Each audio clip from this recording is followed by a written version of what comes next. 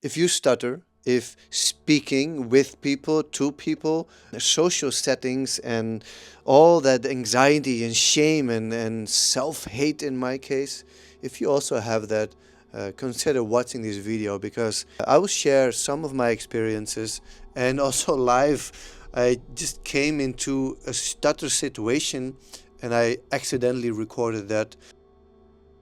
One thing I really struggled with in my life, and that's stuttering. I stuttered for, well, almost all my life, so 38 years. Now I'm 42. And the last 4 years, I really noticed a difference in my speaking. I still stutter sometimes, but I don't hate myself as much as I did. When I go to a party, I used to be afraid of just saying hi to people. I could speak to people, but it's common that you just shake hands and you say your name, but I couldn't say my name. So I think you have two choices. You can either look your fear in the eye or run away from it. And as a stuttering person, all the time when I would avoid people, when I would avoid parties, then my stuttering just, oh my God, became worse and worse and worse.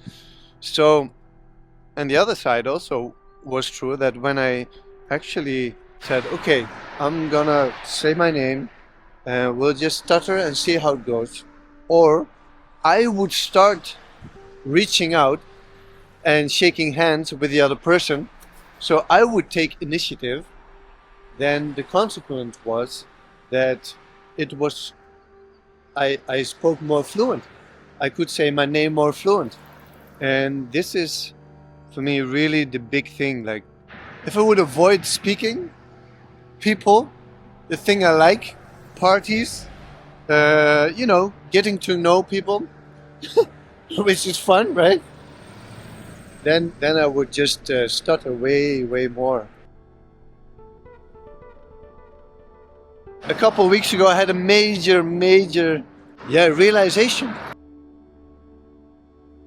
It was so deeply emotional and deeply healing for me, because for the first time I spoke to a crowd that actually understood exactly what I went through as a kid, as a teenager, as an adult. All these moments of fear, shame, and not daring to approach the person you want, or not calling friends, not having friends because I didn't know how to approach them. All the self-hate, all the trauma and drama, they understood. So that was for me really special. And now actually this speaking became one of my key strengths. And during that event, I spoke with such emotion that I could cry. I'll show you. I was actually crying on stage. And of course, they say, yeah, you cannot cry, la la la.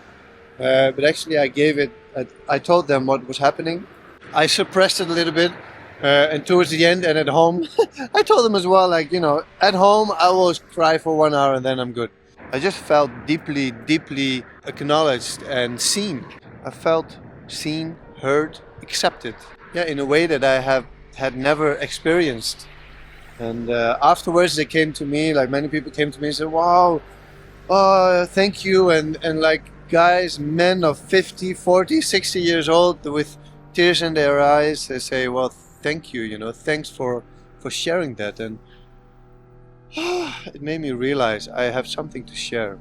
So here two young guys recognize me from TikTok and they ask my name. And look what happens. Arnold Balde.